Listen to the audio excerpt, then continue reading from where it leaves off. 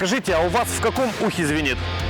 Неправильно, в обоих. И сейчас так будет вплоть до самых холодов, потому что в столице Южного Урала стартовал мотосезон. И наш выпуск будет посвящен исключительно мотоциклам. Вы смотрите автомобильное шоу Guide for Speed. Я Сергей Новиков. И в этой серии смотрите. Байки про байки. 4 колеса возят тело, 2 возят душу. В Челябинской области открылся мотосезон. Мотоэпоха. То есть, можно сказать, это прадедушка современных мотоциклов. Мы побывали в первом музее мотоциклов Южного Урала. Покажем самые эксклюзивные байки.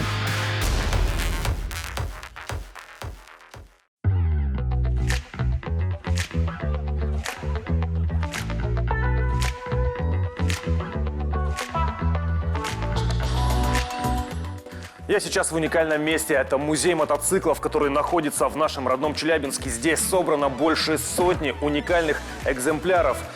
Все-таки как же зарождалось движение двухколесного транспорта в нашей стране? Об этом расскажет руководитель этого уникального места Николай Авдеев. Николай, добрый день. Ну, рассказывайте истоки.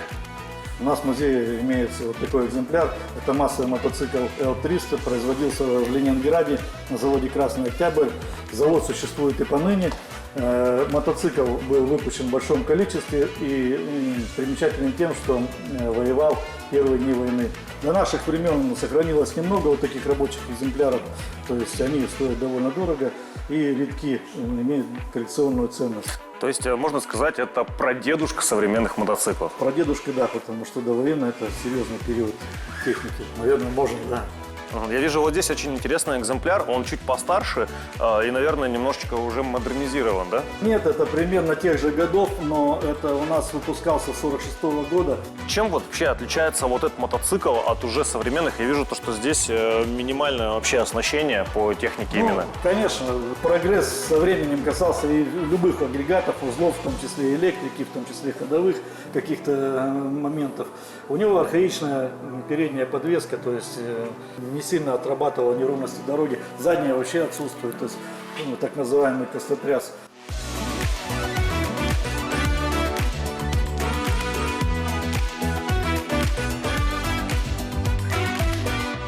На примере дальше можно просто показать, вот, то есть это первый мотоцикл 46-го года, их выпускали на московском заводе, даже название у него вот Москва. То же самое, архаичная подвеска, отсутствие задней, 3 передачи. Ну и спустя 4 года он был передан на завод Минск, на Минский велосипедный завод.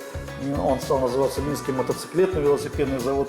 И уже через несколько лет наши инженеры сами начали дорабатывать. Появилась интересная подвеска, то есть современная уже по типу, которая стоит и на современных мотоциклах. Сзади появился маятник, да, с амортизаторами. Появилась еще одна передача. То есть, как бы, ну и мотоцикл стал более совершенным и более мощным. И самое главное, более комфортным, что уже на кочках не так трясло. Совершенно верно, да. То есть это все способствовало комфорту. Второе сиденье, вы видите, появилось, то есть можно было перевозить пассажира, ребенка и так далее. Вот вы знаете, мне кажется, в 90-е годы каждый мальчишка, особенно если он жил где-то под городом или в деревне, вот мечтал либо о Минске, либо о мотоцикле Восход 3М. У меня у брата был, то есть гоняли на нем. Я скажу почему. Потому что это массовые мотоциклы, они доступны были по деньгам. Я в том числе сам начинал с такой модели, сам мальчишка, да, вот. И поэтому они были надежные, они были доступны по весу, то есть пацану можно было легко как-то с ним справляться.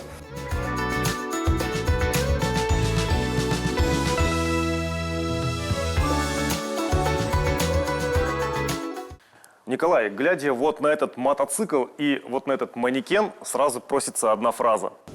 Мне нужна твоя одежда, сапоги и мотоцикл. Ладно, шучу, одежду, конечно, мы трогать не будем, а вот байк очень интересный. Расскажите, это, я понимаю, редкий экземпляр. Да, эта вещь редкая, о ней знают коллекционеры. Было выпущено по заказу Министерства связи СССР в 1961 году для почтальонов 4 единицы.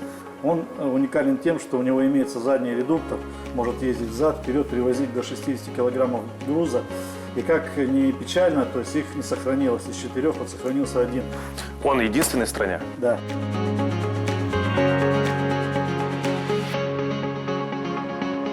Николай, вот этот экземпляр, он даже не похож на мотоцикл. Это такое ощущение, что велосипед с моторчиком. Вы совершенно правы. То есть это первый у нас в стране мотовелосипед. Сделали вот такую модель, ее усилили качающейся вилкой передней, трубку верхнюю загнули и добавили спиц колеса. Он стал более крепким и пошел в серию. То есть это первый советский мотовелосипед, на котором уже мальчишки и взрослые люди пользовались активно моторизованным транспортом. Николай, у вас просто уникальная коллекция. Спасибо большое за экскурсию. Вам спасибо, приезжайте. Да, я хочу вам пожелать, чтобы музей расширялся, чтобы о нем узнавали как можно больше людей.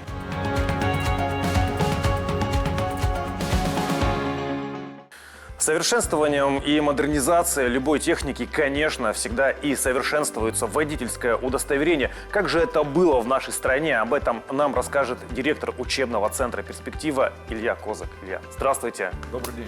Ну, рассказывайте, как же все-таки с модернизацией мотоциклов совершенствовались и водительские права? На самом деле очень интересная история. Она корнями уходит в конец 19 века. То есть этой истории уже почти 130 лет.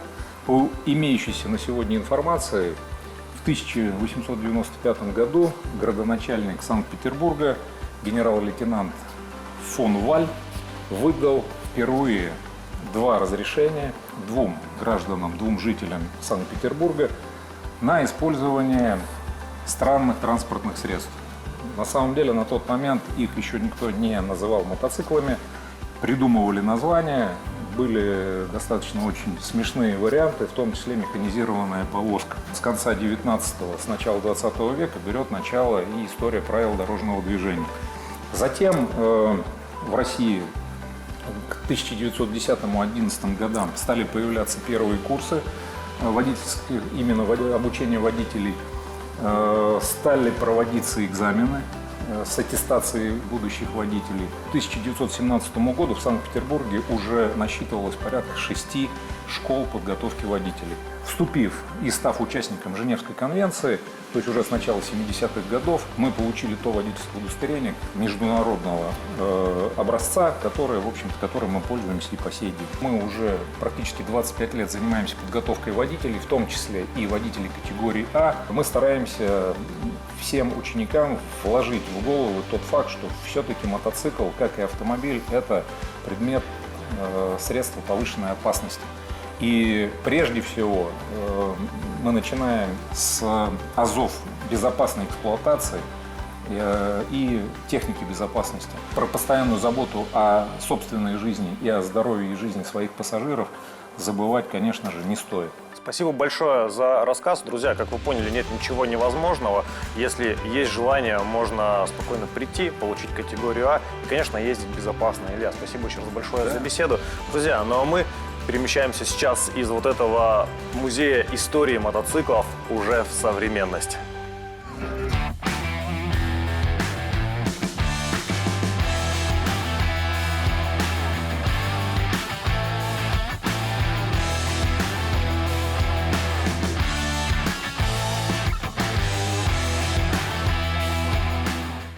Слушай, Тёма, а у тебя есть категория? Вот и у меня нет, хотя жаль, да, такие классные мотоциклы. Слушай, нашел для нас уникальный экземпляр. Мне кажется, этот будет в самый раз. В общем, я пошел в гараж, приезжай, вместе пособираем.